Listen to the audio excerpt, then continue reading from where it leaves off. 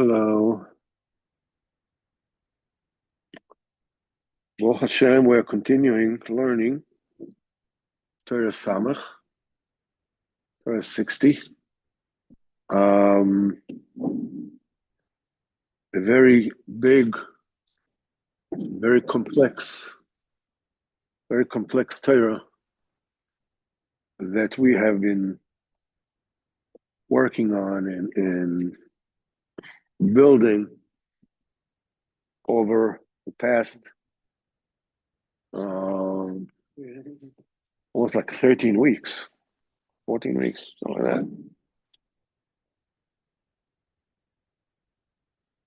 Basically, in a nutshell, the structure of this Torah, this Torah is talking about a very, very high and exalted spiritual tikkunim,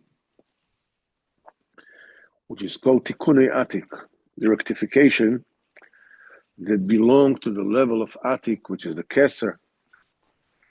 It's the highest tikkunim there are. The other tikkunim Hashem Bar Yochai was speaking about, was performing with his son, Rabbi Elazar, and his Talmid, Rabbi Abba. And they were doing these tikkunim. Obviously, Hashem Bar Yochai, tikkunei atik that the tzaddikim do. I mean, what's got to do with us? I mean, what do I come into the picture? So Rabbeinu teaches us that how it is that we are performing the tikkunei atik in a way that is shayach, that it's negea to each and every one of us. So basically, Rabbeinu says as follows: these tikkunei atik, that kind of rectifications of Torah that is going to be revealed in the future. The Asid Lovely. This is a Torah, this is a vision, as it were, expression of a Kodesh Baruch Hu without any limitations. Now, in this world, we receive the light of Kodesh Baruch Hu, limited to the kalim that we have, to the vessels that we have in this world, in a way that will enable us to get close to Kodesh Baruch Hu if we really want to, or chas v'chalila to choose not to. So to have bechira.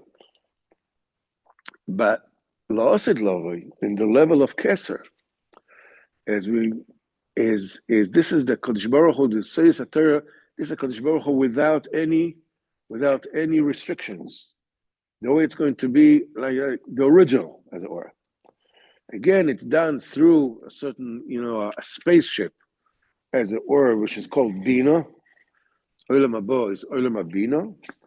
And this is a capsule that will enable us, to perceive a Kodesh Baruch Hu in the original form. In other words, without any constrictions, without losing our identity, without losing our individuality. How it is working, I have no idea. We will see about Hashem Asid Lovei. So Rabbeinu says, listen, there are such visions and introspections into the Torah which are incredibly profound. This is the Torah of tikkunei atik, that a person that is doing these tikkunim is able to perceive unbelievable insights into Torah. And this is the kind of tikkunim that Moshe Rabbeinu did, that Rabbi Yehuda Anasi did, he wrote the Mishnayos, that Rav Ashi did, when he sealed the Talmud Bavli, and so forth, all the Nevi'im. He says, in order to be able to reach these kind of levels, extremely high spiritual levels, a person needs an immense amount of wealth. Now, we're talking about wealth. We're not talking about wealth of going out to buy a lottery ticket. We're talking about tzaddikim that have zero interest in possessions. What they are attracted by is the root of the spiritual root of the money. There is immense what they call Gavdin Eloin, supernal colors that are embedded within the valuable metals. There is chesed in silver, there's gvura in gold, there is tiferes in copper, and so forth and so on. So these are all the spheres of the supernal spheres, the way that they are embedded and cloaked into colors. And this is the shorish nefesh. It's not only just the root of the money, but the root of the money and the root of the human spirit, the human soul, comes from the same place.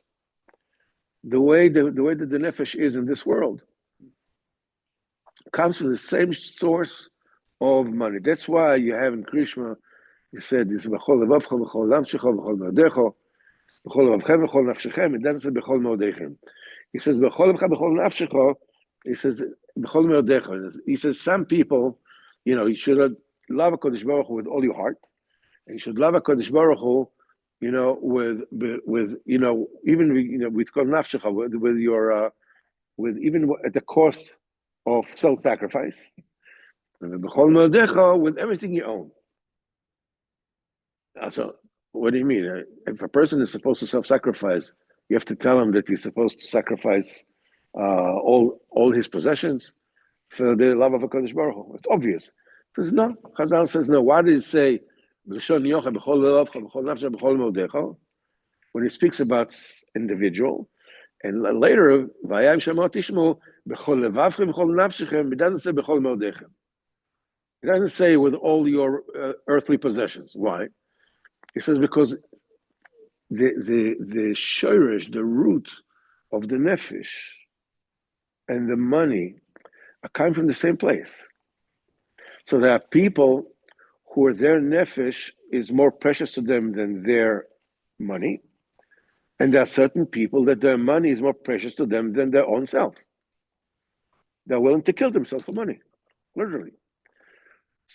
But this is for individual.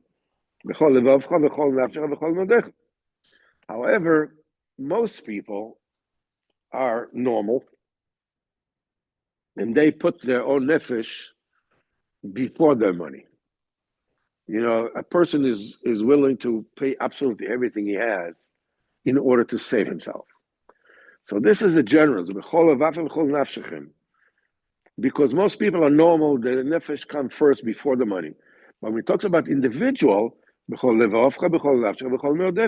some individual are like that, and some are like that.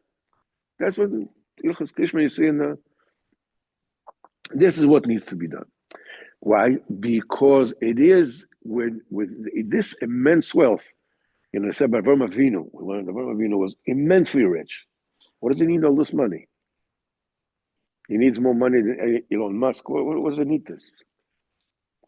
Bring people in, whatever, but you don't have billions. What do you need? Yes, Avraham Avinu had nothing to do with it. He physically, he has absolutely no Mashiach to the money itself.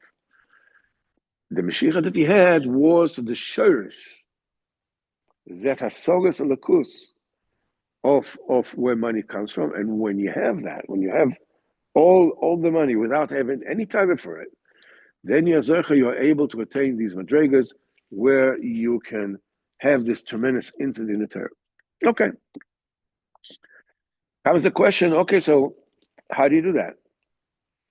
You have to have all this money, but you need a wallet, a crypto wallet of some sort, to contain all this money. So they said that is arichos yomim. This is oldness. We didn't say arichos shonim, we say arichos yomim.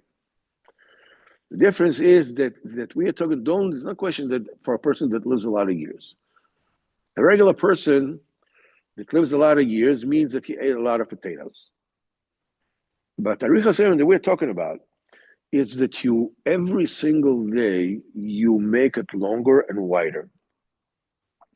You wake up in the morning, you don't feel like doing anything. Your heart is still asleep, your mind is still asleep. You begin, it says, and you add on Kedusha as you go along. A little more, a little more, a little more, until the end of the day, Baruch Hashem, now, then you go to sleep. The next day, you begin where you left off yesterday. You make it wider and wider and wider. This is true Arichas Yomim. This is longevity.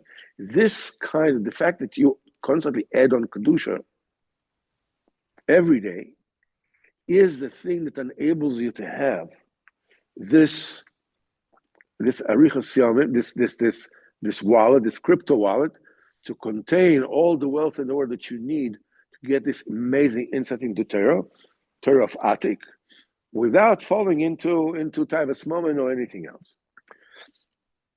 So Mena said that this Arichas Yomim itself, this oldness, as it were, is to be Zochet is only through Yira.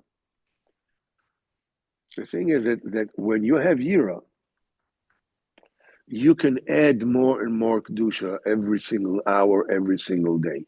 Now, very important to mention, we're not talking about, 100% effort, 200 miles per hour without slowing it in a hairpin turn.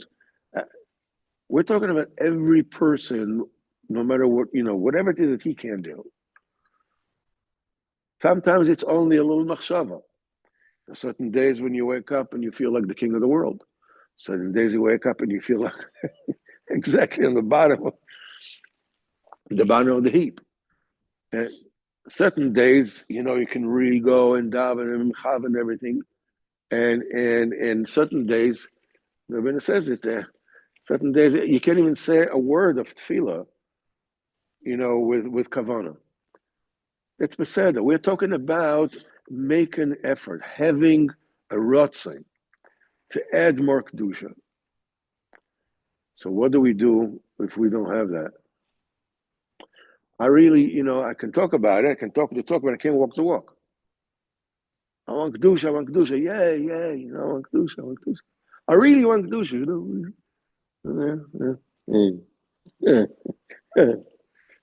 Many times. Once in 50 years, The answer is, you wake up whatever you can. Another drop. Ribono Shel Olam, help me add Kedusha every single hour, every single day, every single week, every single month. I don't even believe it when I say it. Fine. But the minute you say, when you are announcing your emunah, when you're announcing your rotzon, and you keep on at it, you keep on knocking at the door. And at the end, they open up to you. And it says, but what you need something, to keep pushing you forward, to keep asking for Arichas Yomim. Because, 1 day, 2 days, 3 days, a week, okay. A little respite, you can't just hold on forever. The answer is the thing that will keep you moving is Yira. The person remembers, listen, this world, I think that Reb Shalom Shvadron gave a mashal. The mashal itself sounds literally silly. It's a mashal. A person lived in Eretz Yisrael, he said, and he had no parnasa. So one person, he tried everything. One person told him, listen, I have a family in America, in Chicago. And they have a business. In the family business, there's a job that could fit I can write them and they can, arrange it out. You'll have parnasa. That person, didn't have bread to eat. So he agreed. He sent a letter to the relatives in Chicago. They sent back, yes, no problem. And a job for him, whatever did, job security, no problem. Now, in those days, you couldn't go by plane. There were no planes. You had to go by ship. Going by ship took 3 weeks. So when he made a cheshbon, he has to go. This Reb Shlomo Shalom said this much. All the way to America, 3 weeks, they had to spend 10 days in France. Start to France, 10 days, and then from there they continue to America. But the guy said 10 French. He doesn't know any French. He doesn't speak French. So you know something? I'm going to take a crash course in French. I will be able to go to the grocery to buy bread, to buy this, to buy that, whatever it is. Like this, I'll be able just the bare minimum. And he keeps on learning, and his friend meets him and he said, what are you doing? And he's practicing je suis, tu es. He says, what are you doing? He says, I'm learning French. Why are you learning French? He said, because on my way to America, I'm going to stop for 10 days in France. So I'm working so that I will have a little bit of, of the lingo, I'll, speak the French, so I'll be able to get along, while I'm there. So he says, what are you talking about? You're going to America to spend 50 years there. You're going to be in France for 10 days. You don't speak any English. You're worrying about learning French. What are you going to need it for 10 days? Learn English that you'll need to use it in America for your job. Moshe Malone said, this entire world, 10 days, vis-a-vis 50 years or 80 years, the whole 90 years, 100 years, whatever it is that the person who lives in this world, compared to Olam Haba, there's no comparison. It's a lot more than 10 days vis-a-vis 80 years. The years come something that comes to tell you, hello, wake up. And when a person has yira, then he's able to push every single day, even though you see that I don't see really results yet. But keep on going because there's nowhere else to go. There's nothing else to do. I need to do this. The Rebbe says that the yira has to be over 3 planes. There has to be something that's called Yosara, the year of the Rav, which is pondering the greatness of a Kodesh Baruch Hu. It has to be your Talmud. When you learn Torah, it has to be with Yira. In other words, you learn with Yira in order to keep the Torah.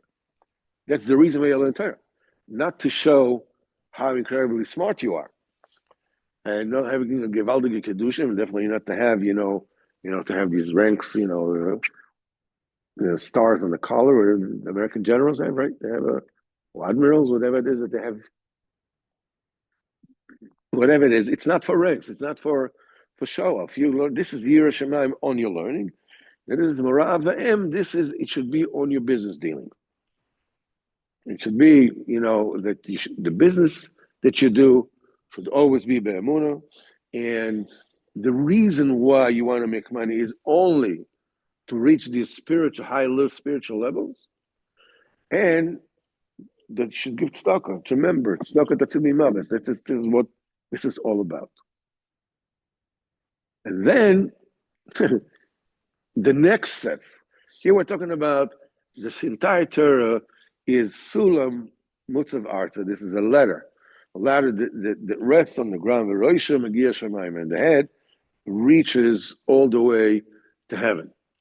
So we're talking about step by step by step by step. So what comes before this Tvunas Torah, this amazing insight in the Torah? You have to have this wealth, this richness. Okay. What enables you to contain the richness? What is the crypto wallet that you can have? This tremendous wealth stored in. We said this is Arichas Yamin, additional kedusha every single hour, every single day.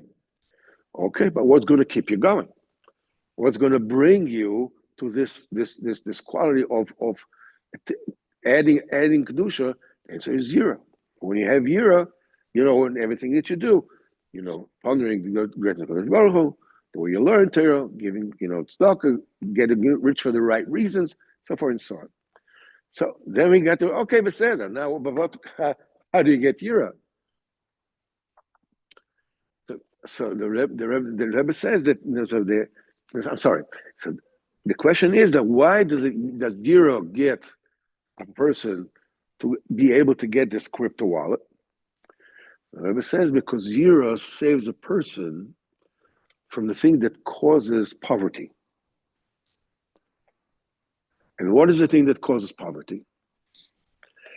So the Rebbe says is the sheker achen v'hevel hayofi. When a person has really these cool moves in the way that he speaks, in the way that he stands.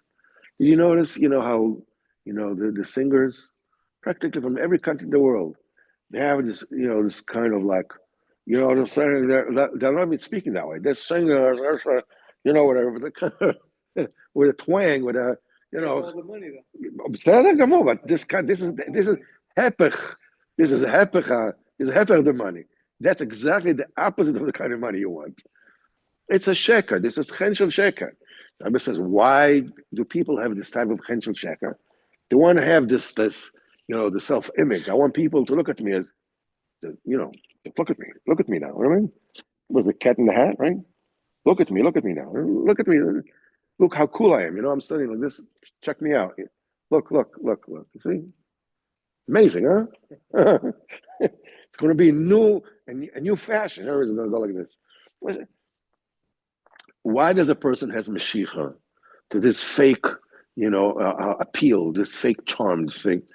The answer is because Hevel HaYofi. People have Mashiach to the beauty of women.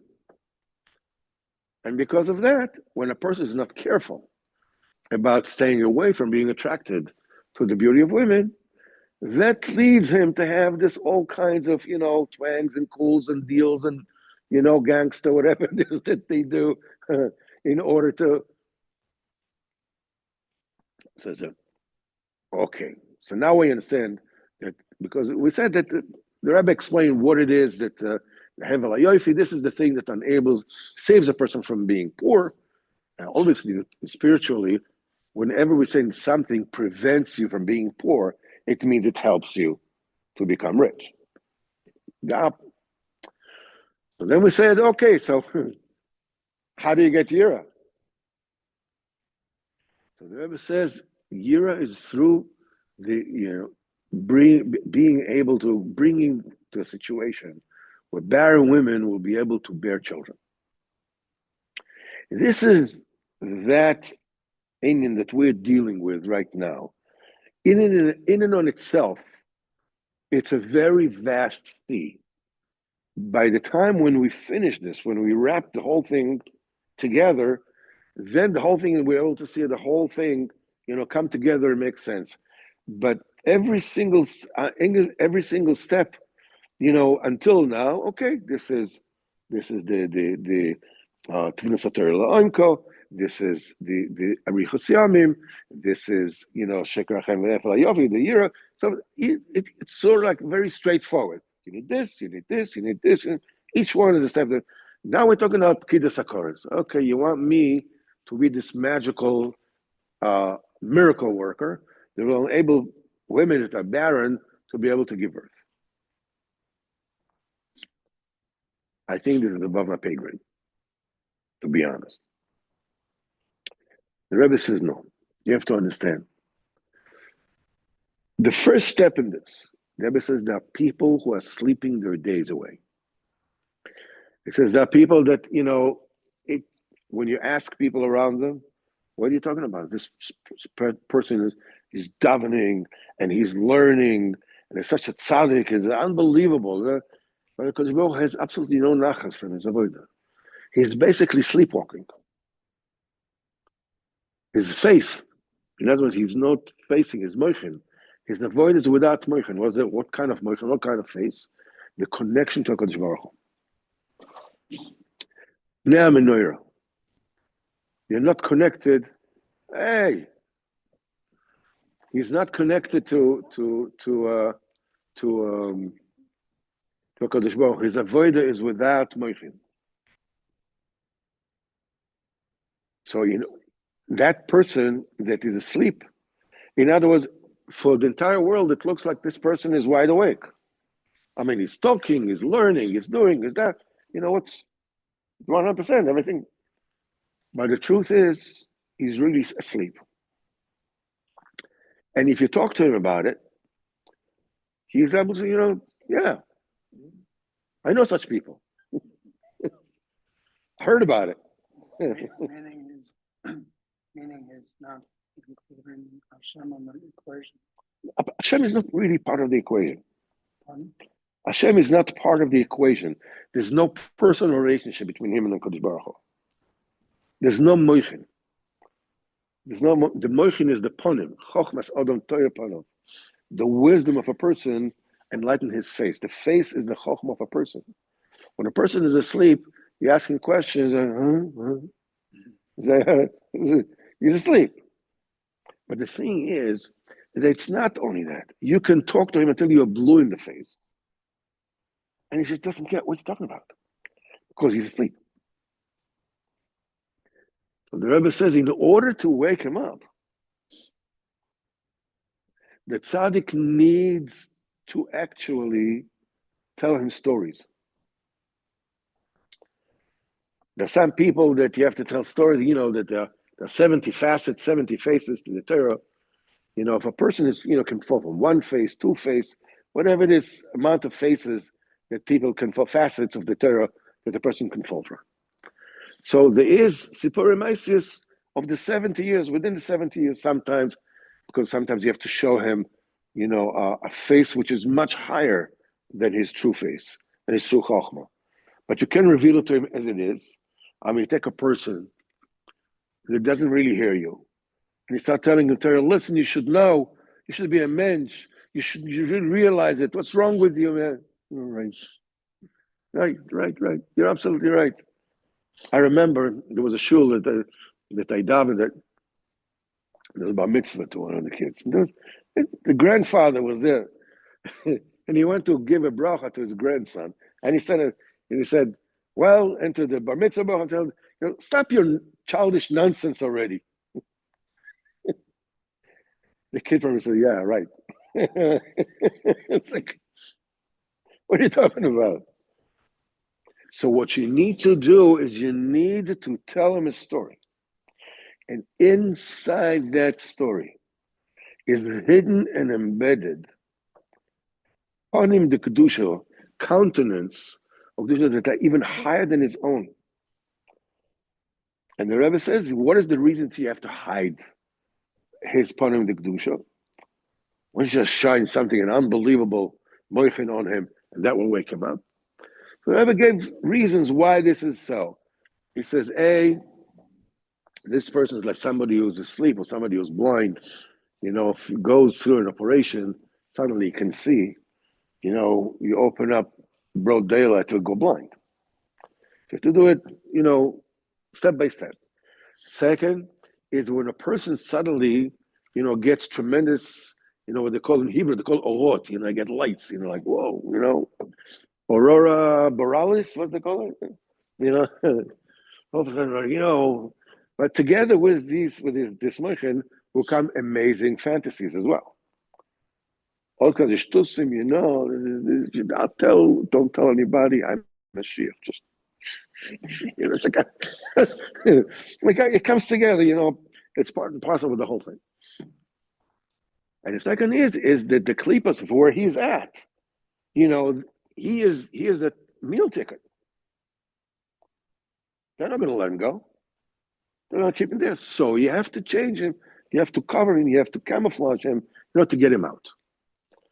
So Rebbe says some are falling from all the 70 facets of the Torah.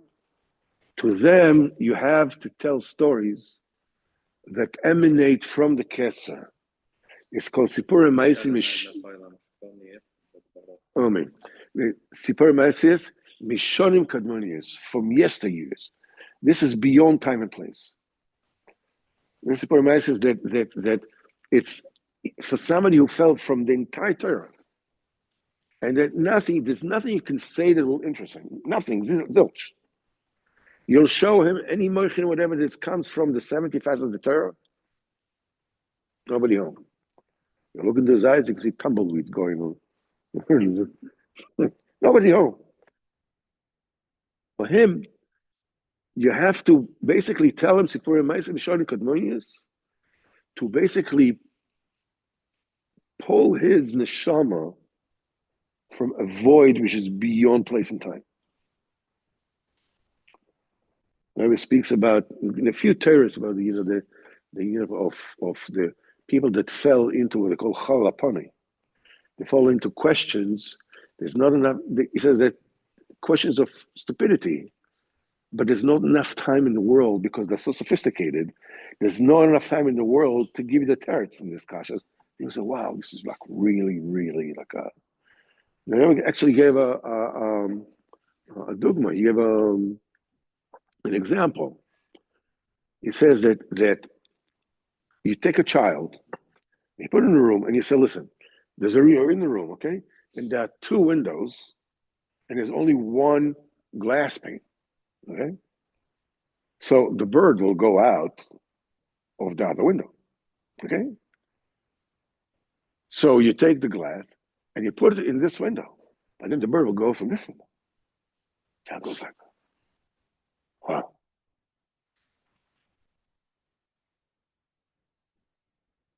Impossible. Holy wow. Why? Because the child doesn't have the mind to say, you don't take the pain from this window, you bring it back from somewhere else, and you black the second window as well. But for the child, it looks like the kasses from Halaponi are such nourished questions of such sophistication that people they don't know the answers. There's a French philosopher said, he says the first question that he asks, why shouldn't the person commit suicide? That's the basic question of all. That's what he's talking about. And he has all these explanations, and it is French people, they like to hear themselves talk. It's a very French character to ask all these questions. The French, they're very into these, the philosophies and the this and the that, and they go around their own topic to the point that they don't know how to get out. This is Kashmir Chalapane. For them to get them out, you cannot teach them Torah, you cannot tell them stories from Shiva and Niponim, you have to tell them stories in order to wake them up. So the thing is, but the beginning is to come from them. They have to want it. They don't have to want a lot, just to say, I want to wake up. Let me show me something, whatever. Once they wake up, then you can start telling the stories and wake them up and bringing to the way, wake them up, and they'll keep on waking up and get to where they need to get. And the Rebbe made also another a caution that when you tell the stories, it's true about teaching anything, any Torah. But when you especially when you're telling stories, you have to be careful not to teach talmidim she'einam mehuganim, not to teach students that are corrupt. This is not only that it's not it won't do them any good, but it can cause damage to the person who's teaching them. So he says, how can a human tell? You can tell who is this, who is yes, who is not. Maybe in the beginning he'll be somebody who is not mehugan, is corrupted, but then he'll wake up and he'll summon, uncorrupt or whatever it is, the verb is. The Rebbe says you don't need to put everybody into a lie detector, a polygraph test. There's no need. All you need to do is you need to learn in a way that is lilmod ulalamed lishma velasas velakayim. That is your kavana. Your kavana is when I teach or when you learn, is I'm learning or I'm teaching so that people will take whatever it is that I say and they will learn it. And with this, they will be able to keep it, to be mekayim it. And lishma velasas velakayim. When you teach in such a manner, this is your kavana, this is your intention. HaKadosh Baruch Hu is going to already keep all those that are corrupt from actually retaining what it is he teach them. They'll just go over them like quarter of a duck's back. When they listen to you, they go like, wow, this is really interesting. Like, wow, really. But then you can also, I mean, the Rebbe says that Kodesh Baruch Hu is going to guard you from these Talmidim. But we also explained it, B'derech Efshar, Pipshat. I mean, when you are teaching in order to bring about Lishma V'Lasas V'Lakayim, somebody who is into the swing of things, just into, I want to learn Kabbalah, like practical Kabbalah, practical, teach me names to do miracles, can you do kasha? When you're talking about, okay, to keep a mitzvah, to keep tzitzis, he doesn't interest there. Because what is written in your memory? Something that your heart desires, that you're interested, then you remember. But if there's no emotion involved, if you're emotionally not interested, you're not involved with what you're learning, you're not going to retain it. You're not going to remember it. So I'm actually say that the difficulties of children on the autistic spectrum, that the problems that they have in learning properly, is because their emotions are not involved in the process of learning. So okay, I see. It's like a person that you tell them don't touch a hot pan, and they never ever got through the experience of touching a hot pan, or they have no feeling. Some people, there's a very serious disease, they don't feel pain. So if they touch a hot pan, it doesn't burn them. They never learn. They'll keep on holding it until what happened, so forth and so on. So it's a customer loch libecho. So l'shoini etzofer, my tongue is a quill of a swift scribe. Says David Amel. The customer loch libecha, write them on the tablets of your heart. Once the heart is involved, once the emotions are involved, then it is already imprinted in a person's mind. Yeah.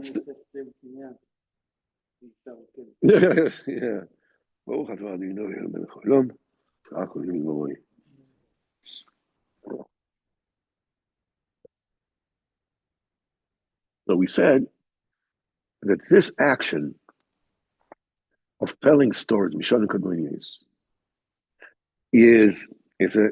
we said that there's a river that's going to come out of Kodesh Kodeshim, Losid Lavoy. And when it comes out of Kodesh Kodeshim, it's be as thin as the antennas of an insect. Tiny little. And as it goes further and further, become wider and wider and wider, by the time it gets out of its amygdala, it'll come up to the knees. And then you won't be able to even to cross it. Go throughout the Eretz Yisrael. And there'll be trees that the Novi Yechezkel says that there'll be trees. What's going to be come out like a fountain, a Mayan. A fountain. From the Beit HaMikdash? Yeah. From the Kodesh Kodeshim. When it comes to Kodesh Kodeshim, it'll just be very, very thin, a trickle. And become wider and wider and wider. What? It's in Yoshiao? I think it's service of English. Just a second. Yes. It's Yoshiao. Yeshayahu or Yechezkel, I'm not sure. Anyhow, so Chazal in Sanhedrin says what's the pshat? The trees. It says there's a tree that will bloom all the time, will give up fresh fruits every single day. Everybody will have these fruits. And he says, and the leaves of those trees will have such medicinal properties. It'll have medicinal properties. Chazal said in Sanhedrin, what it's going to heal, what it's going to do, what it's good for. It doesn't say. The Nebuah doesn't say. So Chazal says it must be that in Aleo Letrufa, and it says, listen, the leaves will have medicinal properties. In those words, it's already written what it's good for. What does it heal?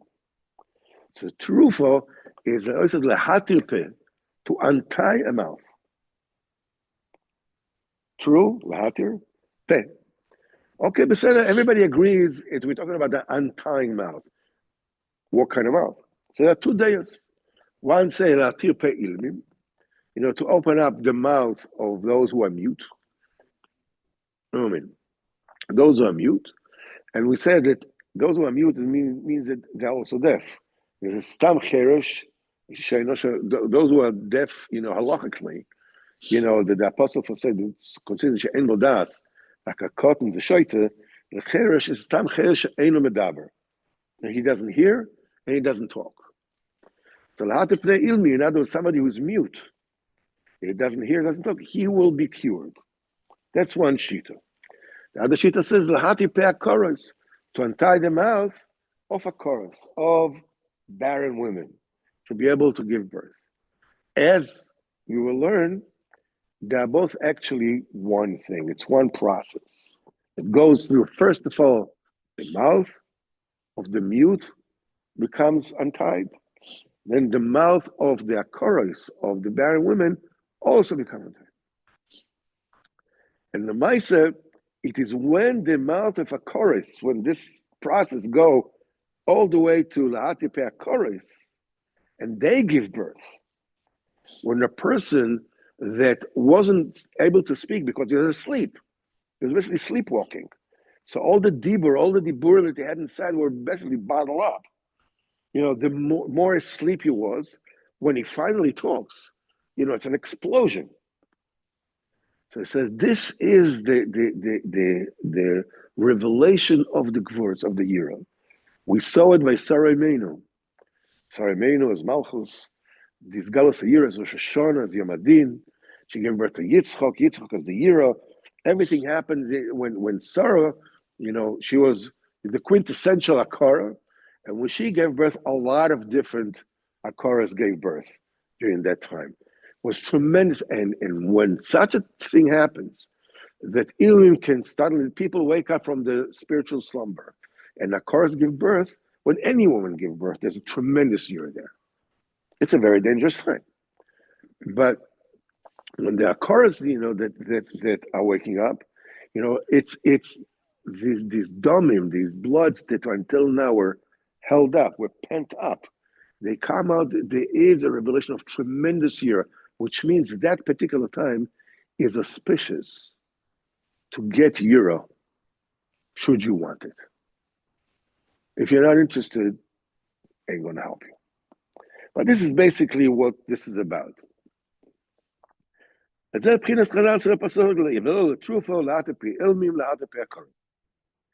you're waking up people from their sleep through Sipurim Maisis. This brings about the untying of the mouth of the mute. Before, when they were still in a situation of sleep, they couldn't hear the service of the Chacham. He was just moving his lips. Okay, I hear you, but you have like moving your mouth. There's a song like that, right? The lips move, I can't hear what you're saying. And it's like that. I don't get you. Okay, it's very nice. Whatever. It says it didn't enter their ears. The speech of the Chacham did not, it went in one ear, went out the other. It didn't leave a ration. Just like I remember, I just met a couple of friends that we're talking about, the learnings of Hasidus now, whenever there's the Litvakis, Kenan Hara, very Elcha people, and they're learning a shtick of Hasidus Chabad, what they're learning now. So I spoke to them a little about Rabbeinu. So I said what Rabbeinu is speaking, said about himself. So they said, whatever it is Rabbeinu said about himself. So they said, okay, who said this? I said, he said this. Oh, okay. I said, so who should say it? Kosh Baruch Hu should say it. Okay, fine, Kosh Baruch Hu should say it. How would you know? You know that Kosh Baruch Hu is saying it. How does Moshe Rabbeinu, how do you know that Moshe Rabbeinu came to take you out of Mitzrayim? Hashem sent him. Who told you? He said, okay. Somebody has to tell you, right? It couldn't be anybody but him, because how would you know? Maybe it's just demyonis. If a chacham and a tzaddik tells you this about himself, you're mechuyat to believe him. But he said, okay. The dibur of the chacham doesn't get into his ears. The person who's totally asleep. And it says that it's and the Zohar says, fortunate is he who speaks on an ear that can hear, that listens to. In other words, somebody who is awake. They were like deaf, and mute. They couldn't hear it all. They could not even speak before HaKadosh Baruch Hu, to speak Dibur before HaKadosh Baruch Hu. This.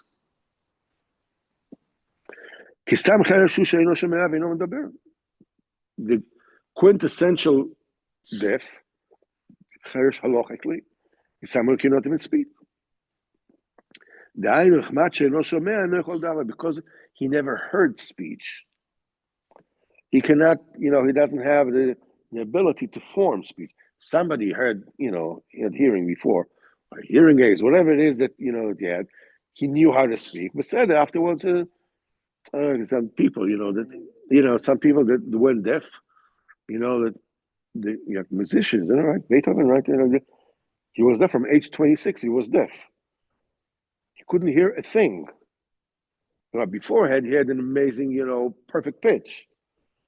So by the end of his life, he wrote the most amazing. You can't even imagine anybody writing this kind of music. Kal v'chomer when he's deaf. Because he heard it before. But if you never heard it, if you never knew how to speak, how will you know?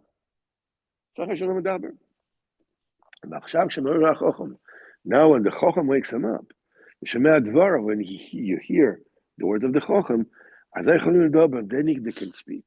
They can speak heilige diburim before HaKadosh Baruch Hu. This is the meaning of untying the mouth of the mute. It says, open the mouth to the one who's mute. And this brings about, as we said before, to untie the mouth of barren women. By those who were mute until now.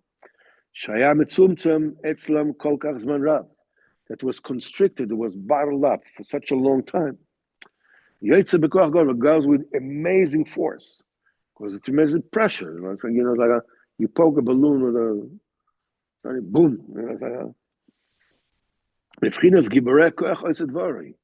Now suddenly the Dibur comes out with immense energy, with immense release of energy. Says Rabbeinu, that energy, that power that's released with the Dibur of somebody who couldn't talk to Kodesh Baruch until now. Rowenberger from Five Towns said that a person came to him, a frum person, a elche person, and said to him about this Indian of talking to Kodesh Baruch Hu. He says, this is something that's mekubal b'Sar. I mean, isn't it something fishy? I mean, is it something like, the cultism or something? Is it mekubal? Mishnah Berurah says it. There's no other way to get to Kedusha. That means a person is so asleep that the idea that you could talk to Kodesh Baruch Hu with your own words and ask him to bring you Kedusha, he said, that sounds fishy. It doesn't sound Jewish to me. It's like, so when finally a person is woken up and the Dibur comes out with this immense release of energy, that energy, that force, enters the organs of birthing. Yaakov said about Reuven, you are my force in the beginning of my ability. So what is this? What is it? It says the Hainu Batchana Yador. How does it get to that chorus? We said there are people in the generation that's Tzaddik Yador. There are people in generation that are Balet Tzedakah of the generation. There are people in generation that are Balet Chesed. There are people and so forth. But there are certain people who have the biggest bitochen in the Kodesh Baruch Hu. Bitochen is emunah applied. Emunah by them is not just some theoretical. They don't just talk the talk; they walk the walk. Bitochen, we said a story about Hashem Tov, about this person that is not rattled by anything. They have bitochen in the Kodesh Baruch Hu. But Chana Ador in Tehillim, Perek Nun Aleph, David Melech says, "Ubatuchos chochmat odiyeni." In the kidneys, is batuchos is another name for the kidneys. You will give me tvuna. You will give me eitzah. Because eitzah yotzes. Chazal said, that the kidneys is the place of the eitzah. Chazal revealed to us that the kidneys are the beginning of the ability to procreate. Afterwards, it goes through other stages. But before it comes, it has to come through the kidneys. The kidneys is called batuchos, chochmat udiyeni. This is through the kloyos. This is the klei iloda. Batuchos is lishon bitochen. These are the tools of iloda. And these batchane ador, these trusters of the generation, they receive this koyach. Each one, as we'll see, according to how much bitochen he has. Those that hope to HaKadosh Baruch Hu, that yearn to HaKadosh Baruch Hu, that look to HaKadosh Baruch Hu, look towards HaKadosh Baruch Hu in everything that they do, yachlifu koyach, they will exchange power. What does it mean? They leave the koyach they have until now. They get no. It means they get more. Get more. And when they get this koyach from those who were mute until now, and now the koyach was released with immense energy, these who trust the Kadosh Baruch Hu are zocher to be kabel from the fact that those people who started talking to Kadosh Baruch Hu such immense diburim, they get the koyach to bring about new halodas. These batchane ador, these trusters of the generation, they are the ones that are behind all the halodas, all the births in the world, and all the shefa that comes into the world. Without them, there'll be no shefa in the world. Nothing will grow. People won't be born because all the haladas, all the birthing, all the shefa comes through the bitochen. That's why Batchane Ador, these trusters, they receive the koyach or halada, and they can bring into the world tremendous haladas and ashpoes and bounty and shefa. Now, kenikra klois. That's why Rabbi says that's why the kidneys are called batuchos. They have the other name for them, the synonym for this batuchos, melishon bitochon ki klois and klei ilodo. And then when the Batchane Ador receive the koyach, they receive it commensurate with how much bitochon they have. A person has a lot of bitochon, he gets a lot of koyach. A person is also one of those clubs that have bitochon and Kodesh Baruch Hu, but he's a smaller bitochon, he gets less koyach. Each one commensurate. We explained this particular puzzle the last time. When you open up your mouth to the ilam, that enables the koyach to come out with to clear ilodo to the organs that of procreation. Shema Batchonim, these are trust of the generation. They're the one that enable the world to receive Shefa and Kodesh Baruch Hu and bring it down to this world.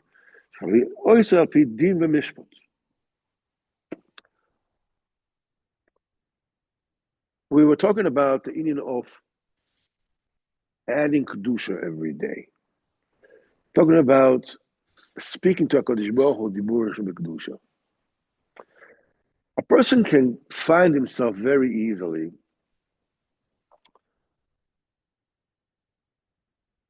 very confused. What's the deal with me? Am I good or bad? I don't know. I have proofs this way. I have proof this way. Yeah, I mean, on one hand, like, whoa, check me out. On the other hand, I'm like, Al Capone and me are sitting together side by side. What's the story with me? It can be something. Sometimes, you just don't know what's going on. There's some people who are waiting for shidduchim, and they can't get it, and they have to wait a long time. And some people are going through all kinds of rigmarole. People think, they'll get married, all the problems will go away.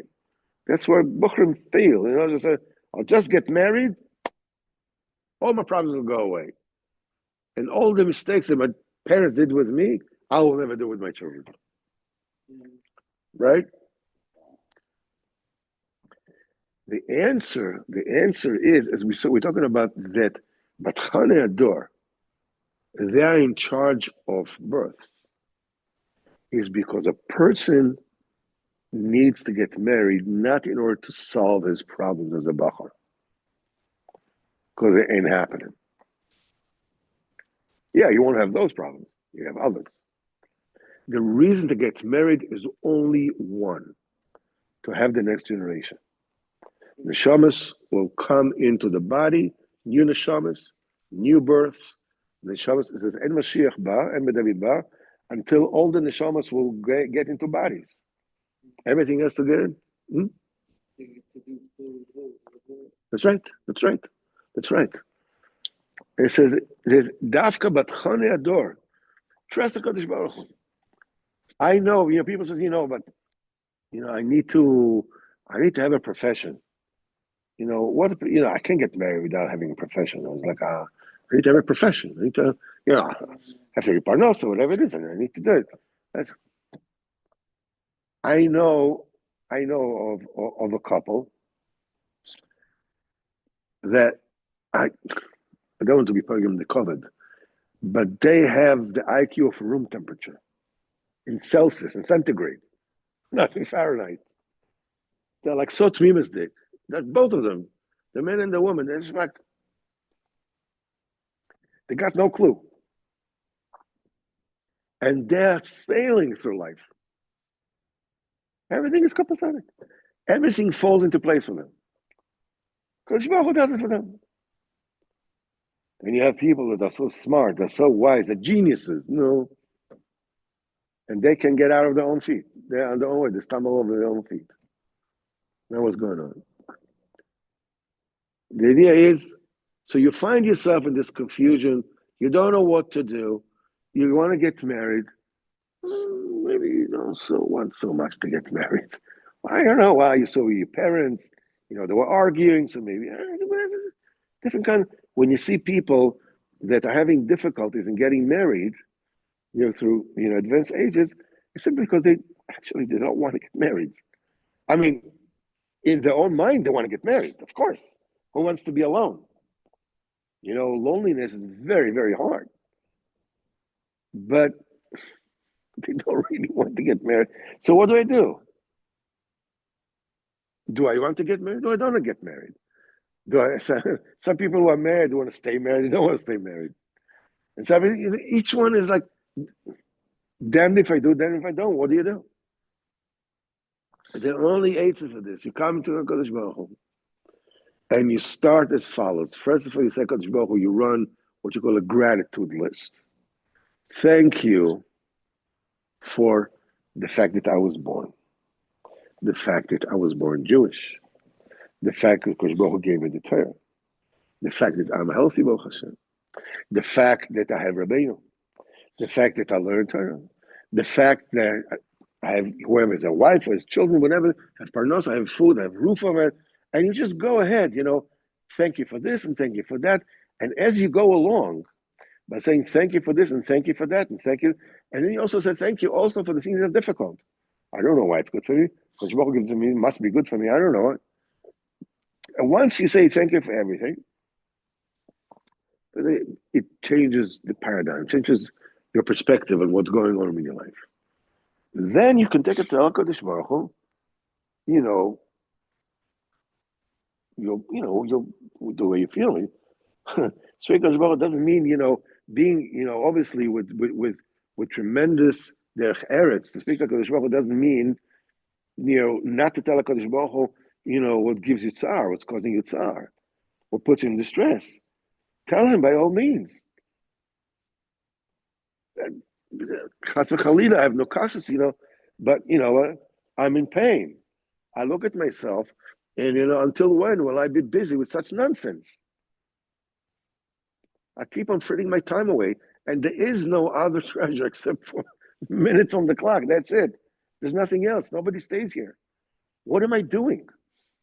I mean, I just can't get myself, and so forth and so on. I look at things I shouldn't look. I think thoughts I shouldn't think. I do things I shouldn't do. Whatever it is. And then I took money from people and never paid them back. And I do this, whatever it is. Each one according to whatever it is. I'm mitzvah my wife. I was mitzvah my wife. Whatever it is, or my children, I behaved to them, at that time they had no way to defend themselves, because I was, I was Rambo, father. And look what I did. It looks to me like I did irreparable damage.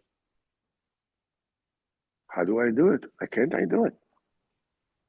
The wreckage of the past is a very, very difficult burden to carry. And you put it all in front of Kodesh Baruch Hu. And the next thing you do is you ask Kodesh Baruch Hu to answer you.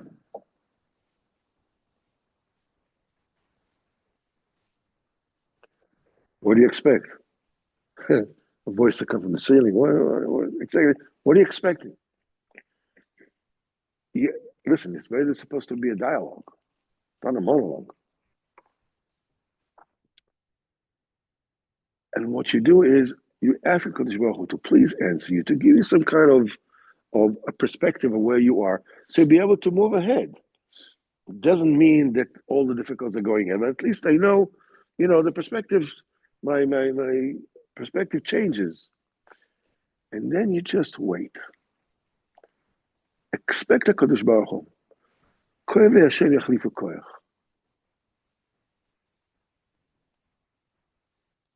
Close your mouth, close your thought, just look up to HaKadosh Baruch Hu and wait.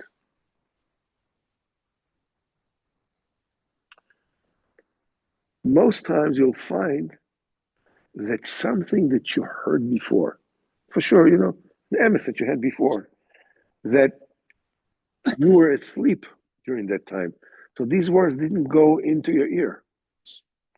When you are asking HaKadosh Baruch Hu to answer you, suddenly it shines to you. And you didn't solve all your problems. You don't know all the answers. You may not know any answers at all. But somehow you know that it's okay. Really okay. Not just, it's really okay. You don't know who, what, and how, but it's okay. You can move ahead. What's okay? Whatever's going on with you. It's like HaKadosh Baruch Hu said to Moshe Rabbeinu,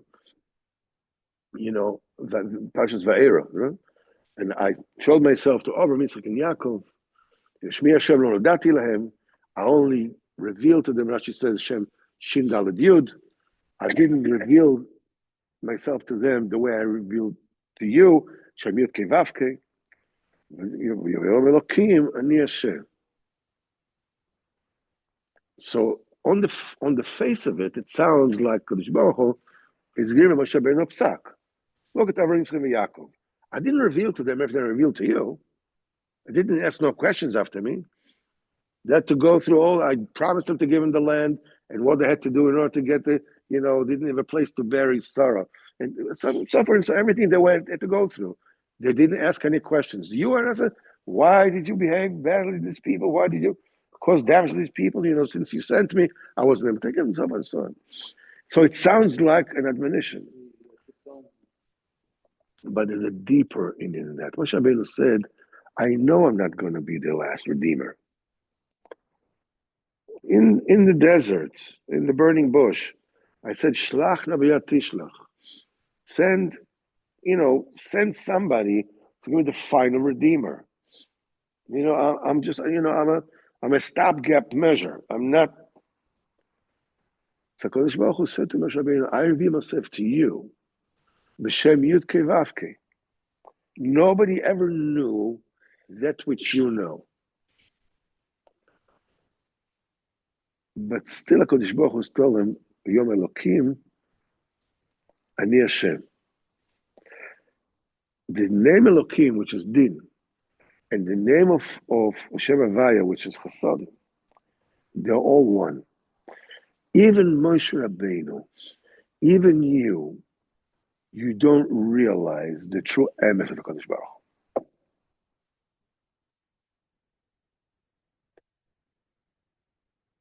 Sometimes you go and you make his Beredus. I mean, this is something I'm duh. Everybody knows that. It's a very common figure of speech. Even Moshe Rabbeinu didn't know HaKadosh Baruch Hu is high, fine. But if you go and make his Beredus and you're waiting for, and suddenly this verse shines to you, you haven't solved anything. But nevertheless, Kadosh Baruch Hu is telling you, I'm in the picture. I realize what's going on. You don't know. But you can trust me on that. So nothing changed and everything changed. When you have this aura, when you can hear, when you're no longer deaf and mute, when you're no longer asleep, suddenly the deal that you had before got into your ear, suddenly it shines to you. Then you can talk. Shemi Azor, B'ezrat Hashem, that first of all, we'll all be zocher to open up our mouths and speak to Kadosh Baruch Hu with tremendous koyach. We'll be zocher to the Yira, Richus Yomim, in the Ashiras, and this amazing Chochmah, B'ezrat Hashem. We'll be zocher, B'ezrat Hashem, V'yesh Mashiach Tzidkenu, B'ezrat Hashem, soon nowadays, and the building of Beis Hamikdash, B'ezrat Hashem, soon nowadays. Amen. Shabbos.